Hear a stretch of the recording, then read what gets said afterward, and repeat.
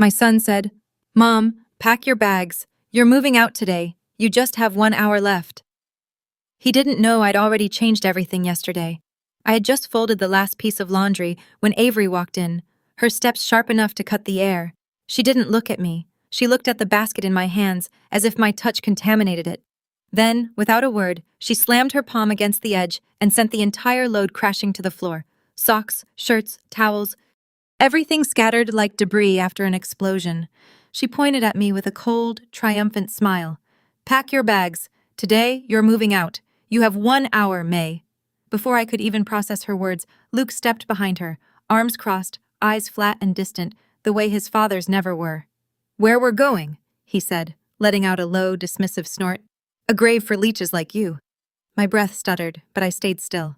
I had survived worse storms. Yet his words carried something final, something practiced, something he wanted to say for a long time. Avery leaned in, her voice dripping with contempt. "You've leeched off us long enough." She waved her hand in front of her face dramatically. "And that old person smell of yours sticks to everything." "It's depressing," Luke added. "You make life slower for everyone. Even the kids avoid you. You dragged the whole house down with that limp of yours." None of it was true. But lies told with confidence have a way of sounding real. Avery stepped around me, kicking one of Luke's shirts out of her path. "Honestly, May, you're lucky we kept you this long. Some people know when to leave before they ruin everything. You cling like a barnacle." My hands trembled slightly, not from fear, but from disbelief at how easily cruelty flowed from their mouths. And before I continue, let me say this gently. If you feel justice deserves celebration, smash that hype button. Let us keep stories like this alive, echoing far, far away. Your support helps us bring understanding and love to those who deserve it. Thank you so much. Keep listening. Ava's hatred for me had never come from anything I actually did. It sprouted from places so petty and so irrational that I sometimes wondered whether she simply needed an enemy and chose me because I was the easiest target in the house. She never forgave me for refusing to lend her money years ago. She wanted a new car, sleek, expensive, something to post online, but her credit was already cracked from impulsive spending. When I told her gently that I couldn't risk my savings, she exploded, claiming I had ruined her life and her plans. Another time, she posted a suggestive video of her daughter on TikTok. I told her carefully that the internet wasn't always kind to children. She spun around and accused me of shaming her motherhood. From that moment on, she said I judged every breath she took. And deep down, she hated that her daughter preferred sitting with me, sewing scraps, or listening to stories instead of following her around the house. But the biggest wound, the house, my house. When Avery discovered every deed, tax record, and mortgage paper was in my name, and that Luke had no automatic claim to it, she looked at me as if I were an obstacle to her future. From that moment, her resentment grew teeth. I tried to stay useful anyway. I had spent my life doing that. I worked decades as a seamstress in a hospital, fixing uniforms, making small blankets for newborns, repairing tears and scrubs that doctors tore running between emergencies. Every holiday, I sewed Luke a gift by hand, shirts, scarves, pillowcases with his initials. When he went to college, I sold my sewing machine and even my wedding ring to help pay his tuition. I never once told him what it cost me. Then the accident happened, a fracture in my hip that stole my speed but not my will. I still folded clothes, washed vegetables, and wiped counters. But to Avery, the moment I slowed down, I became a burden. To Luke, I became an inconvenience. He didn't have the courage to defend. Avery didn't even hide how she manipulated him. One night, while she thought I was asleep, I heard her hiss. "If you let your mother stay here 1 more month, I swear I'll take my daughter and go home to my mother. Choose Luke." Of course, he chose her. Fear does strange things to a man who's built his identity around keeping the peace. He didn't protect me. He protected himself from losing the family he pretended was perfect. Still, the cruelest blow wasn't directed at me, but at the children. Avery told them not to hug me too long because Grandma is fragile and confused. She whispered that I was sick, that I smelled old, that being around me would make them sad. I watched Chloe, sweet Chloe, hesitate before running into my arms. And that hesitation cut deeper than any insult. Then came the moment that anchored everything. I was heading toward the kitchen when I heard Avery's voice from the living room, sharp and urgent, as she spoke into her phone. "Last week already set everything in motion," she whispered. "She won't be here long." I froze. My breath caught. My mind raced. Last week, something happened.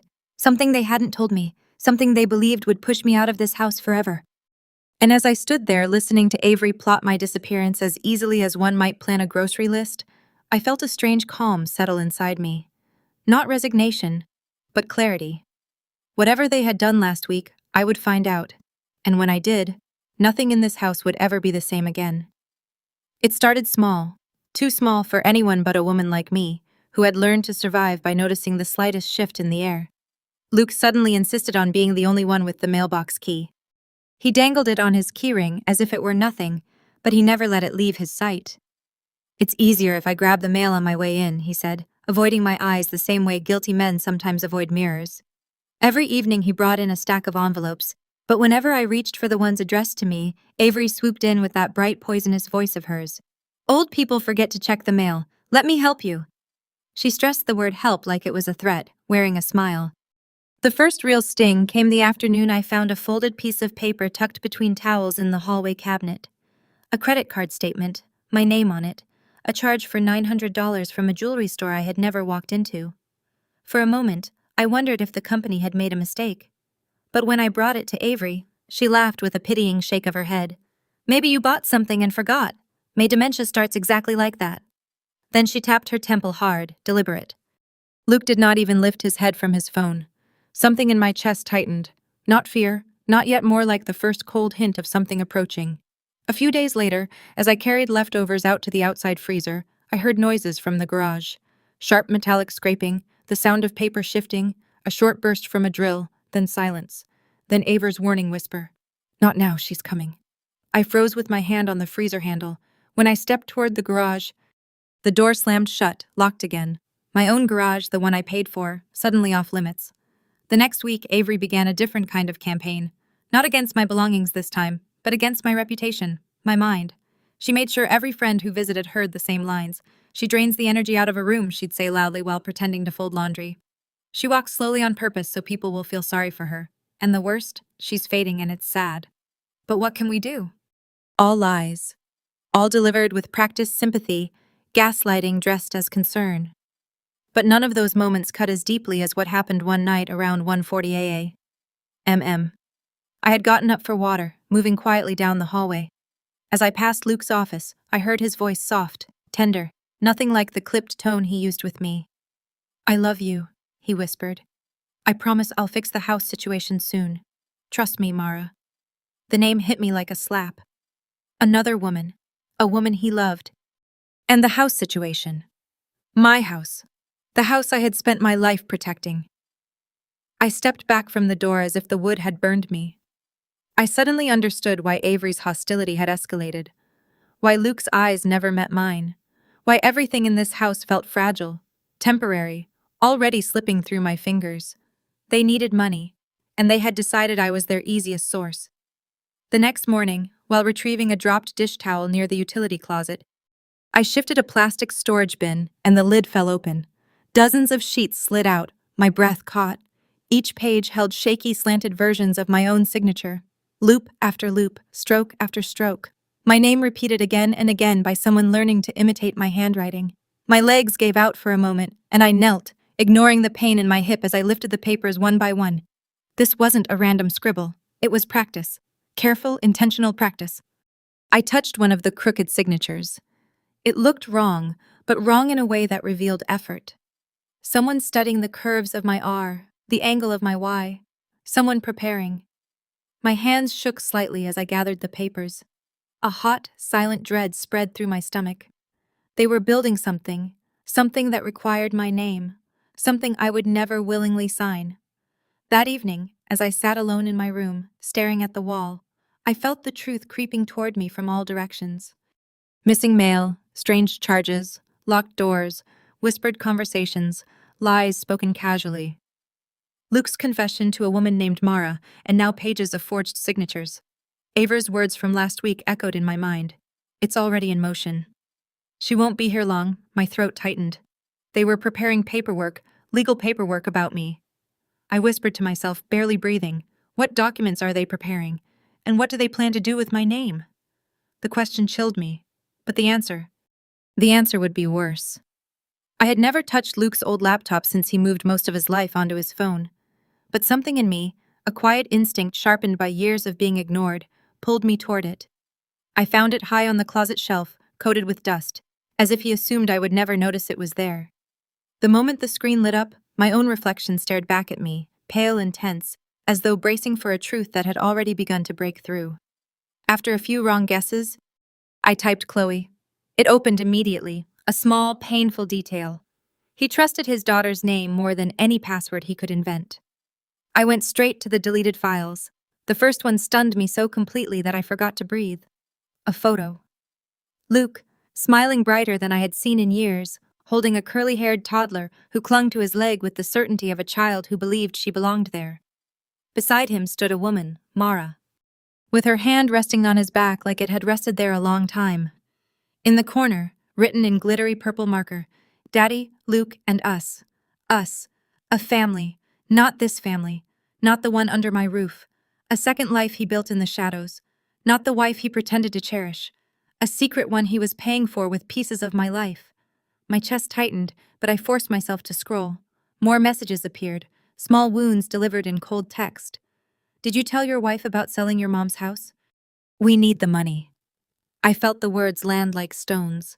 This was what Avery meant when she said everything was already in motion.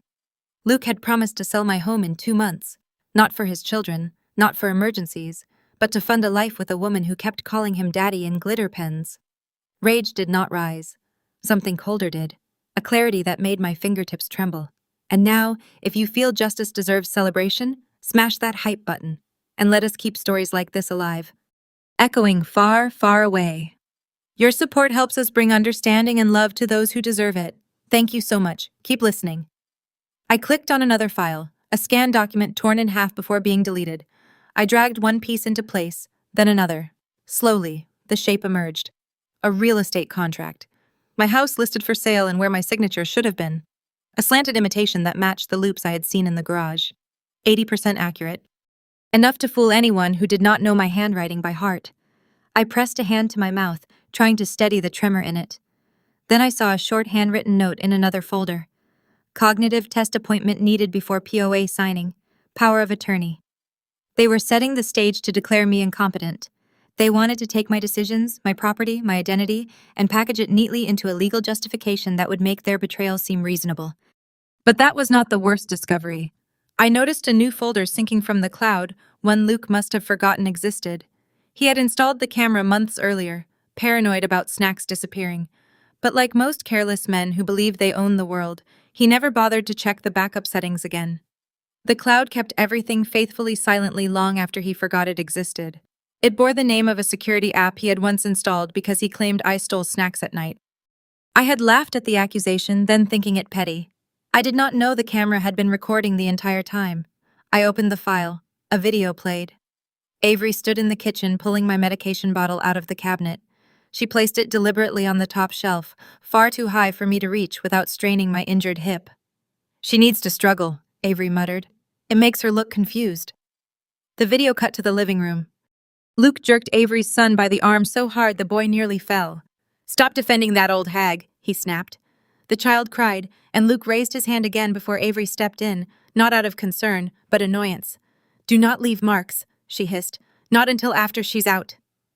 My breath went shallow. I clicked another clip. This time, Avery's voice was smooth, calculated, as she whispered to Luke.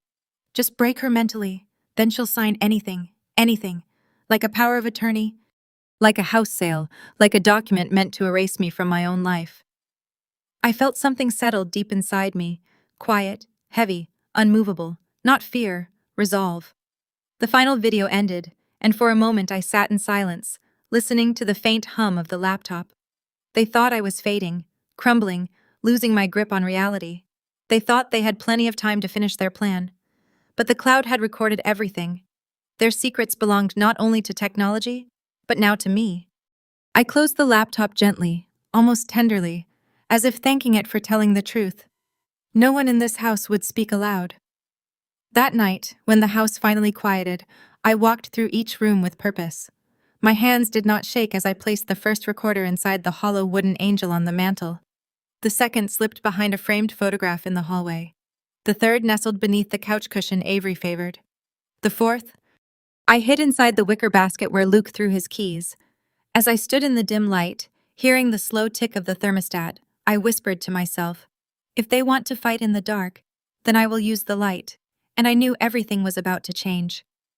I waited in my room that night with the lights off, sitting completely still, my hands folded in my lap. The only sound was the soft crackle of the recorder app on my phone as it began to sync the feeds from the 4 devices I had hidden.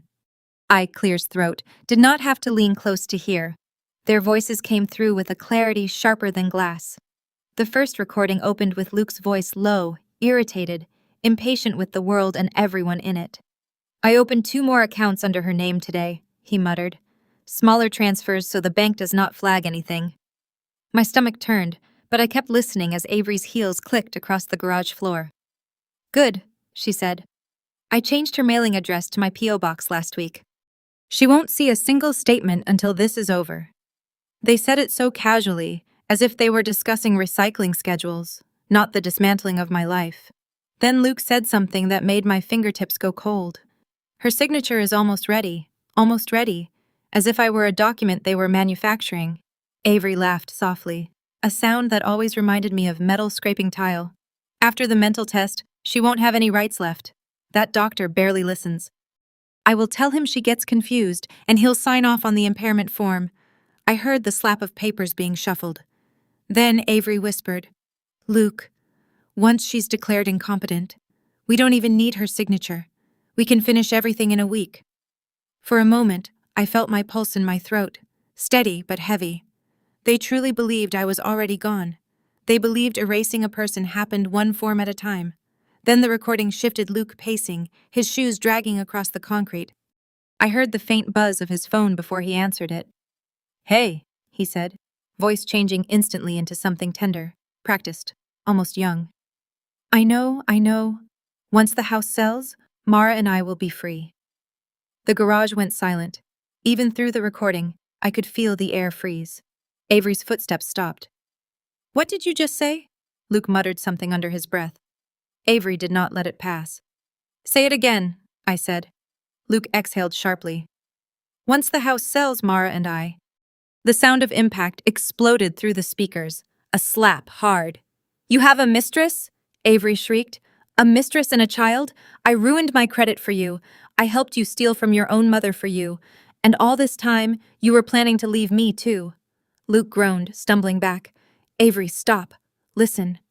Another slap, then another rhythmic, furious escalating until Luke snapped. If you hadn't made this house miserable, maybe a crash cut him off. Something heavy toppled over the tool cart. Maybe. You'd sacrifice your own mother, Avery screamed, for a woman who doesn't even want you. For your mistress, you'd throw her into a nursing home. Luke did not deny it, not once. He just kept saying her name, Mara, like a man begging a lifeline to appear. Avery lost control completely. You liar, you coward, you used me, you used your own mother. For what? For some cheap woman who calls you daddy? Luke shouted back, panicked. We needed the money. That house is the only asset worth anything. So you steal from the woman who raised you?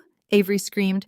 You open accounts in her name, forge her signature, drug her up so she forgets things. You disgust me. Every word, every slap, every confession, captured clearly by the microphones they did not know existed. The internal structure of their alliance cracked loud enough for the whole world to hear. They had spent months constructing a plan precise enough to erase a lifetime, but they forgot one essential truth. People who use cruelty as a weapon eventually turn it on each other. The recording ended with Avery sobbing and Luke cursing under his breath, the two of them circling each other in the garage like cornered animals. I sat back in my chair. Their plot was complete. Their betrayal is documented, their unity shattered. I pressed my thumb against the stop button. Thank you, I whispered into the quiet. This is enough evidence. Then I closed my eyes. Steady and certain for the first time in months. More than enough. The family meeting was announced the way a threat often is too calmly to be innocent. Avery knocked once on my door, then pushed it open before I could answer. Downstairs, she said now. Her voice held the kind of confidence only people feel when they think the final move of a game is already theirs. Luke was waiting at the dining table with a stack of papers neatly arranged in front of him. He didn't look up when I approached. He didn't offer a seat. He just tapped the papers twice like a judge calling a courtroom to order. "Mom," he said, exhaling as though I were a burden he'd been forced to lift for too long, "we need to address your living situation." Avery folded her arms, a pleased curl settling onto her lips.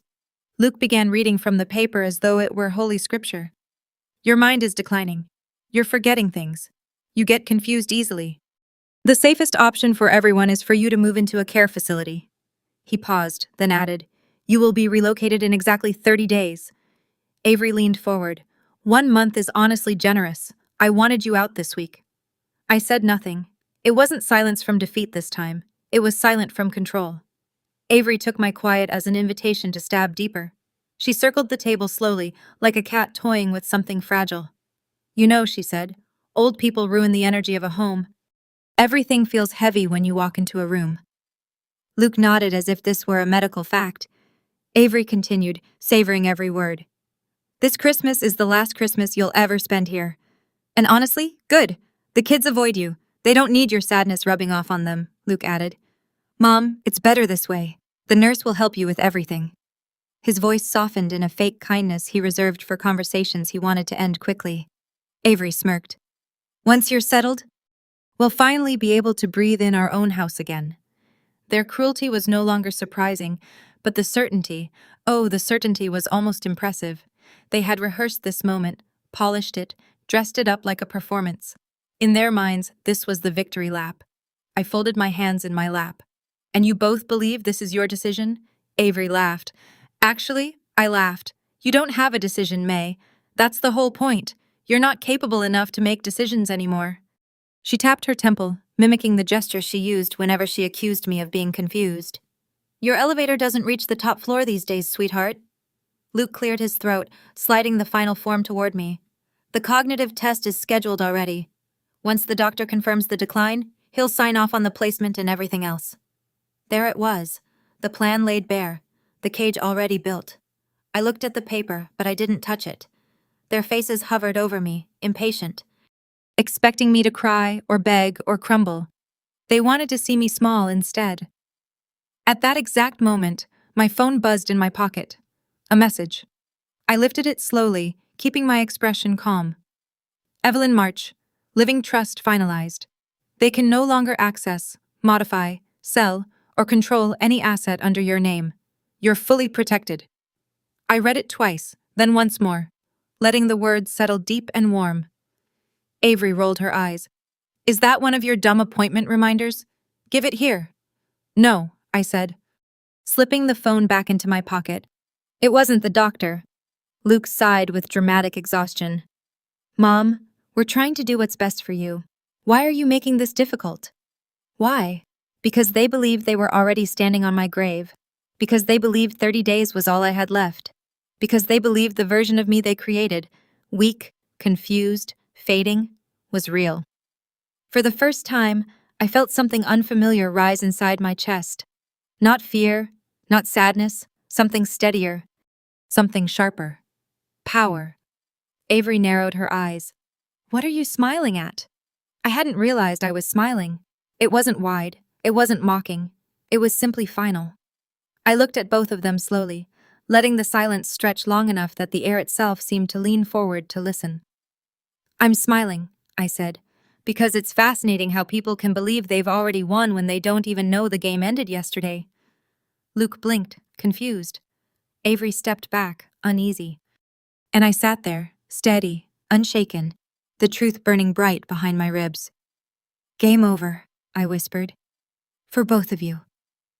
Christmas Day arrived wrapped in a cheer so artificial it felt almost cruel.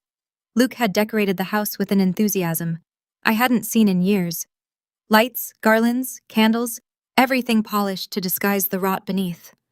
Relatives filled the living room, balancing plates of food while making small talk, blissfully unaware that the house they were standing in had nearly become my coffin. Luke clinked his glass with a rehearsed smile. "Everyone," he said, lifting the wine, a toast to freedom without burdens. His eyes landed on me for a second too long. Avery's smirk stretched as if she were already savoring my exit. I rose slowly, letting the room settle before I walked toward the Christmas tree. Evan watched with a puzzled tilt of his head. "Grandma, what are you doing?" "Just adjusting something, sweetheart," I said. My hand reached for the star, the hollow ceramic ornament that had been listening for weeks. I flicked the tiny switch hidden at its base. A soft click. Then the speakers set up by Avery for holiday music connected automatically. Not music, not carols. Luke's voice crisp, sharp, recorded with perfect clarity. "Once she's in the nursing home, the house is ours. Mara and I can finally start fresh." The room froze so completely I could hear the radiator hum. A cousin dropped his fork. Someone gasped. A second voice followed Avery's, laced with triumph and venom. "She'll sign anything once we break her mentally." Murmurs erupted, heads turned, eyes widened. Then more. "You changed the mailbox address, right?" "Yeah. She'll never see another statement again." "Good. Keep practicing her signature. The POA needs to look clean. Open more accounts under her name. Spread the transfers." A chair scraped violently behind me. Luke shouted, "Mom, turn that off!" I didn't move. The next clip rolled on without mercy. Avery taunting, "Old people are useless. No one will believe her." Silence shattered. Relatives stared at her with horror. Chloe clung to my hand, trembling. Then Luke's whisper, desperate, intimate, the kind he reserved for his mistress. "I'll sell the house soon, Mara. My mom won't be here much longer." Avery lunged toward the tree. But two of Luke's cousins blocked her path. Disgust carved deep into their faces. And then, because fate has a sense of timing, a new file began automatically playing. The cloud backup from Luke's hidden camera projected onto the TV he had proudly connected for holiday movies. First clip, Avery climbing onto a stool, pushing my medication into the highest cabinet out of reach. Second clip, Luke slapping Avery's son when the boy cried, shouting, "Stop defending that old hag." Third clip, Avery pacing the kitchen, whispering to Luke, "Just break her mentally, then she'll sign anything." Gasps erupted from every corner of the room. Shock became anger. Real righteous anger, the kind that couldn't be softened by excuses. Aunt Linda pointed an accusing finger. "You were abusing her, both of you." Luke grabbed the remote and yelled, "Stop the video, this is private, this is illegal." I stepped away from the tree. "No, Luke, what you did was illegal, this is simply truth." As if summoned by the word, a hard knock hit the front door. Before anyone could react, two police officers and a woman from the Financial Crimes Division stepped inside. "Luke Turner, Avery Turner," the officer announced. "You are under arrest for elder fraud, identity theft, coercion, and intentional exploitation." Avery staggered backward. No, you don't understand. We heard everything," the investigator said, lifting a small device. "Your attorney provided verified copies of the recordings." Luke spun toward me, eyes wild. Mom, you set us up." "No," I said quietly. "You set yourselves up. I just pressed play." They cuffed Luke first. Avery screamed at him. "You planned this! I just did what you told me!" Luke twisted in his restraints. "Don't lie. You pushed me into it. You told me we needed the house. You wanted it for your mistress." Avery shrieked. Somewhere between their shouting, a new pair of heels clicked across the threshold. Evelyn March entered the room, calm as winter. In her hand was a thick envelope sealed with an old faded crest. "Mrs. Turner," she said to me, "it's time." She opened the envelope and read aloud. "This is the last will and testament of William Turner written 40 years ago. Clause 14. Any heir who mistreats, exploits, or attempts to dispossess my wife, May Turner, shall forfeit all rights to inheritance immediately and permanently." The investigator looked up sharply. "That means the house," Evelyn confirmed, "belongs solely and irrevocably to May. The living trust protected my assets in the present. But this old will from William sealed the past with iron. Together they formed a wall. No fraud, no forged signature, and no manipulative scheme could ever break through. And per the clause, Luke and Avery must vacate the property within 72 hours. A wave of righteous satisfaction rolled through the room. Someone whispered, "Good." Luke's knees buckled. Avery sobbed hysterically. As they were led toward the door, Luke turned to me with a broken, pleading expression. "Mom, please say something." I stepped closer, just enough that he could hear me clearly. "Good luck, son," I said softly. "You'll need it where you're going." His face collapsed.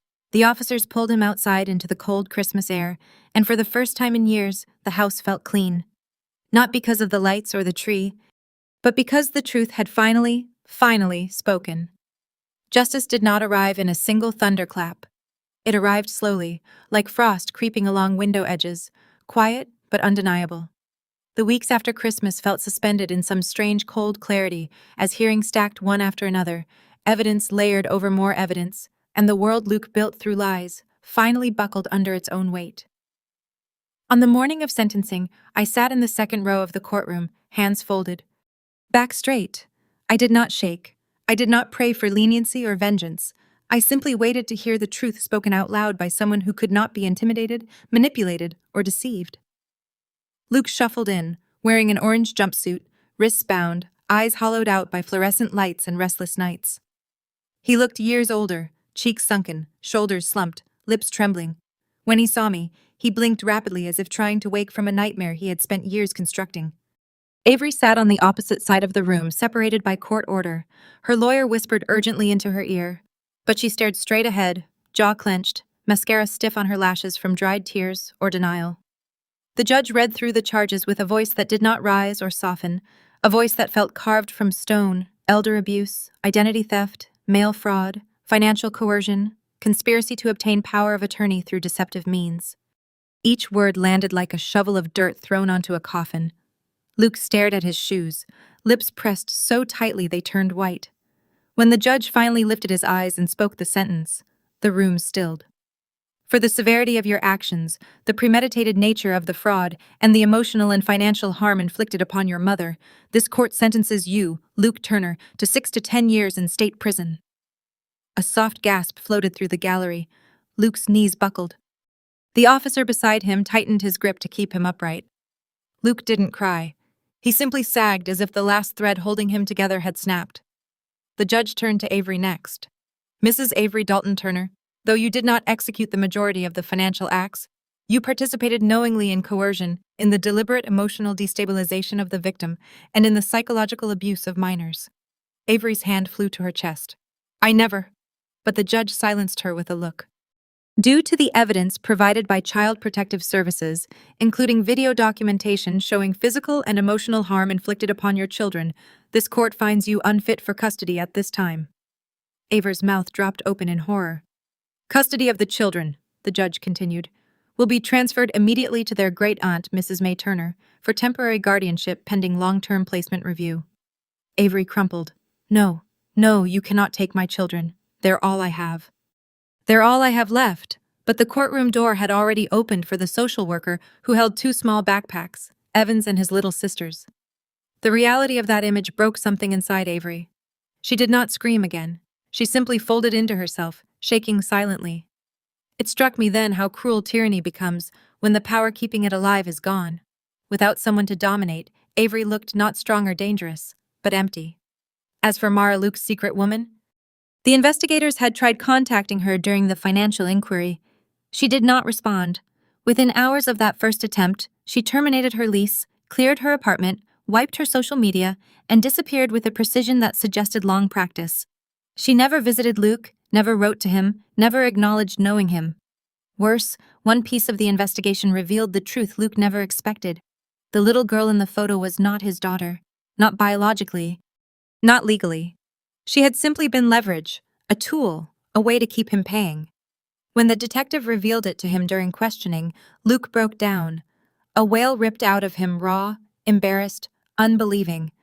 The kind of grief that doesn't come from losing family, but from realizing you were never wanted in the first place. In a single month, he lost his home, his children, his wife's loyalty, his freedom, his imaginary future, and even the lie he had used to justify betraying me. I moved into my small cabin in early spring. The air felt lighter there, untouched by malice. The children visited every weekend. They laughed more, slept better. They stopped flinching at raised voices. One afternoon, the phone rang. The prison facility number blinked on the screen. My heart tightened, but I answered. Mom. Luke's voice was thin, scraped raw. Mom, I'm so sorry. His breath shook. I ruined everything. I ruined my life. I ruined everything you ever gave me. I ruined us. A choked sob cracked through the speaker. I don't know why I became this person. I don't know how. Another breath. Broken. I miss the kids. Avery hates me. Mara never loved me. I have nothing. Mom, please say something. The wind outside rattled softly along the porch. "Luke," I whispered. "I raised you to be kind." He cried harder. A soft, defeated sound. "And what you became," I said quietly, "was your choice." For a long moment he said nothing, just breathed. Just existed in the truth for the first time in years. Finally, trembling, he whispered, "I wish I had been the son you deserved." The line clicked off. I held the silent phone to my chest, feeling neither triumph nor grief, only the stillness that comes when winter finally settles, making room for spring. I moved into Aunt Rose's cabin at the edge of the forest on a soft morning when the mist still clung to the treetops. The world there felt untouched quiet in a way that wasn't threatening, only gentle. Rose greeted me with a long hug that seemed to melt the last remnants of tension still clinging to my shoulders. She didn't ask for explanations or details. She simply said, "You're safe now, May. Breathe." And for the first time in what felt like years, I did. Life in the cabin settled around me like a warm quilt. The air smelled of pine and clean earth. The days passed slowly, but not in the way suffering makes time crawl. This was a different kind of slowness. The kind that heals. I learned the rhythm of the woods again. The soft morning rush of birds, the hum of wind through branches, the small tapping of squirrels running across the porch roof. Even the silence was kind. No footsteps waiting to measure my usefulness. No whispers plotting how to erase me. No locked doors. No insults disguised as concern. Just peace in the sense that I still had years left to live with my own voice, my own choices, my own dignity. Every Saturday afternoon, the cabin door burst open with the sound of laughter, light, bright, and unfiltered. Evan and his little sister ran straight into my arms as though they had been holding their breath all week. "Grandma, Grandma, we missed you." They always said it the same way. Arms tight, faces buried in my shoulder, voices overflowing with relief. Their social worker told me, children surviving chaos gravitate toward the safest person they know. I didn't tell her how much it healed me to realize I was still that person for them. One rainy afternoon, Chloe looked around the cabin, her eyes soft with contentment. "Grandma," she whispered, "we feel safe here." Those 5 words washed over me like warm sunlight. If nothing else good had ever come out of the entire ordeal, that moment would have been enough. Rose adored having them over. She baked with them, taught Evan how to carve little wooden animals, and helped Chloe start her first scrapbook. The cabin filled with their drawings, their songs, their muddy shoes, their excited stories about school. It felt like a home reborn, one built on gentleness rather than survival. One evening, as the sky turned lavender behind the trees, my phone buzzed. A message from Evelyn March glowed on the screen. "Everything is finalized. No one will ever control your life again, Evelyn." I sat down slowly, letting the weight of those words settle inside me. Months of fear, of secrecy, of preparing for a war I never wanted, all of it ended in that moment. My home was protected. My accounts are secured. My autonomy was restored. My life finally mine again. I typed a short reply. "Thank you, Evelyn, for believing me before anyone else did." After the message was sent, I stepped outside onto the porch. The forest breathed around me. The evening air brushed gently against my face. The world felt wide and steady, like a place that still had room for me, no matter what Luke and Avery had tried to make me believe. I thought about everything they had said over the years, all the ways they tried to convince me I was shrinking, fading, irrelevant. I thought about the words Luke spat at me the morning he told me to pack my bags. I thought about the insults Avery sharpened like knives, the deliberate isolation, the forged papers, the attempt to steal my mind, my home, my very identity. And then I thought about standing in front of 100 relatives on Christmas morning, pressing play on the truth they tried so hard to bury. I wasn't proud of what they became, but I felt no guilt for surviving them. Aunt Rose opened the door behind me. "Tea's ready," she said, her voice warm. "I'll be in," I replied. But I stayed there for a moment longer, staring at the horizon, feeling a kind of strength blooming quietly in my chest. Strength I hadn't recognized while living in fear. And then the final truth rose inside me clear and steady, the way only a woman who has walked through fire can speak it. All my life they told me my silence made me weak. They said quiet women were easy to control, easy to push aside, easy to erase. But they never understood what lived inside the quiet. Silence never surrenders. Silence was where I watched. Silence was where I learned. Silence was where I gathered every piece of strength they thought I lacked. And when the time came to stand up, my silence became the loudest justice they had ever heard. That is how my story ends. Not broken, not lost, not small, but free. Free in a world that finally made room for me. Free with children who chose love over fear. Free with dignity. No one will ever steal again. They mistook my silence for weakness. But silence. That was when I was strongest. Thank you, my dears, for listening to my story all the way to the end. Life can be cruel, but it can also be astonishingly fair when truth finally steps into the light. If this story touched you, if it reminded you of the strength quiet people carry, or if it made you believe again that justice still finds its way, then I hope you'll stay with us. There are so many voices like mine, grandmothers, mothers, women who've lived quietly through storms, and they deserve to be heard, remembered, and honored. So, if you haven't already, please subscribe to Grandma True Stories. Your support keeps these stories alive, traveling far beyond the walls where they were once silenced. It means more than you know. Until next time, my dear friends, be gentle, be brave, and never underestimate the power of a quiet,